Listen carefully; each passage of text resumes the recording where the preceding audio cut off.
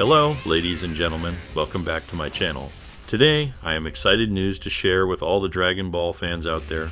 A potential release date for the highly anticipated sequel, Dragon Ball Sparking Zero, may have just been revealed in the latest leak. So sit back, relax, and let's dive into all the details. I can't fucking believe it, Bandai Namco took ages to make this sequel. A recent leak from a reliable source in the gaming industry has hinted at a potential release date for Dragon Ball Sparking Zero. According to the leak, the game is expected to release on November of this year. While this information has not been officially confirmed by Bandai Namco Entertainment, the source has a strong track record of accurate leaks in the past. So, could this be the real deal? Additionally, this fall 2024 we have Dragon Ball Super Daima movie, anticipated DBZ Hero movie, which could generate even more hype for the revealed game. Now, coming back to the trailer reveal. I can't stand seeing people argue over a game we all love. Whether it's about DLC, graphics, performances, or anything else, it's just not worth it. So, I've decided to make a video about how pumped I am for the new Dragon Ball game.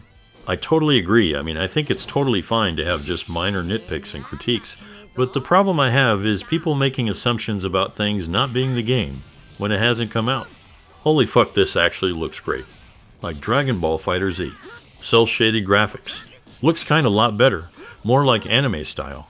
The environment art feels a little bit on the realistic 3D design aspects, but I'm worried that the game might be taking influence from Dragon Ball Z Kakarot, Dragon Ball FighterZ games, and not from the Budokai Tenkaichi 3 itself.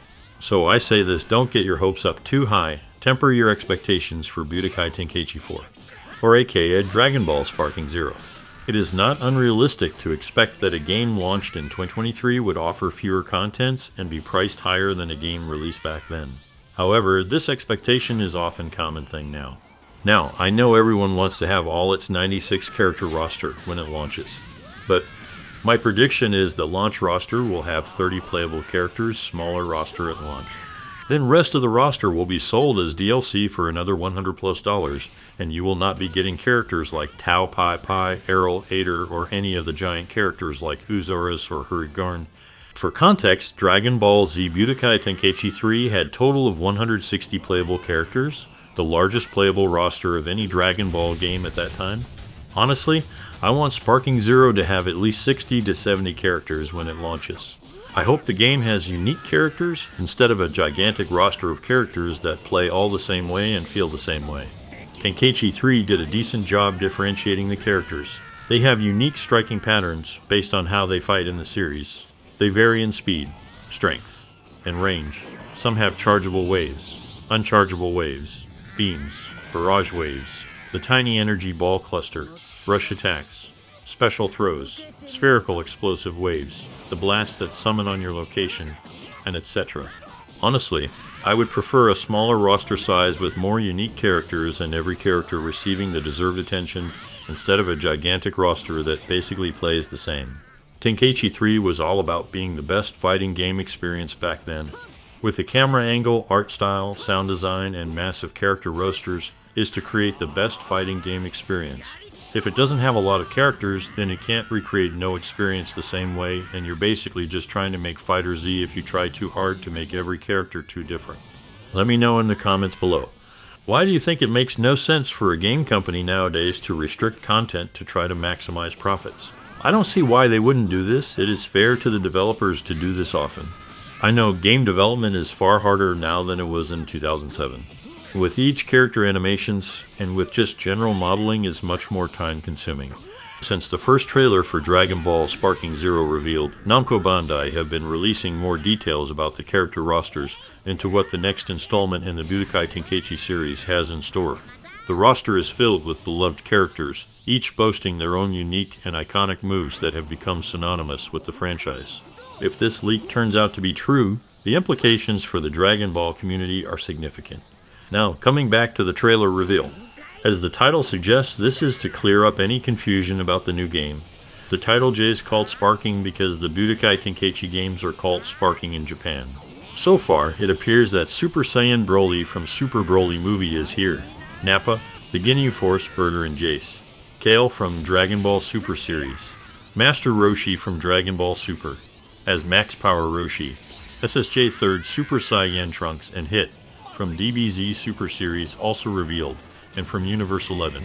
We have Tapo, Dispo, and definitely Jaren going to be there, and also Kakunsa from the second universe have been revealed. I'm thrilled with this new character roster. A lot of these characters were expected, but the extent wasn't necessarily known. Especially Kakasuna from the second universe are characters we haven't had before in any other DBZ games.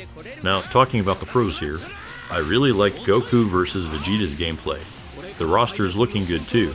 The super detailed destructible environments and the combat animation look slick, while maintaining the anime aesthetic, as well as the energy blasts.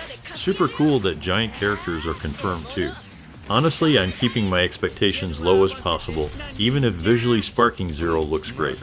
Aside from the main story campaign, I'm mostly excited for the Black Ark, or What If scenario gameplay, but for some reason I'm still not entirely confident we'll see them in the story campaign. Even though they were present in every Tenkaichi game, it is just a cool extra details, and we still don't know if we'll see those things.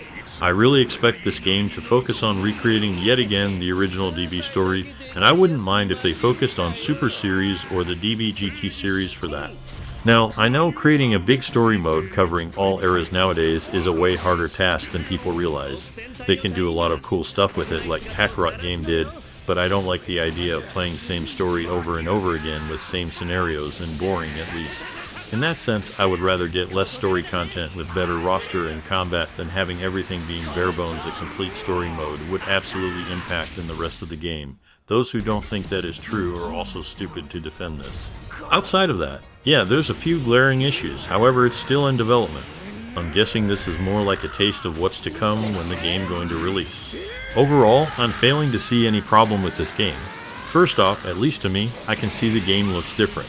But to anyone who don't see or can't, do you need differences? This Dragon Ball game looks like a DBZ game, at least for me. It still looks good so far, so why are people making this into an issue? As always, thanks for watching. If you enjoyed what you saw and can't wait for more awesome contents, then hit that subscribe button and turn on notifications so you never miss a video. And while you're at it, why not give this video a like and share it with your friends? See you guys on the next one. Peace out.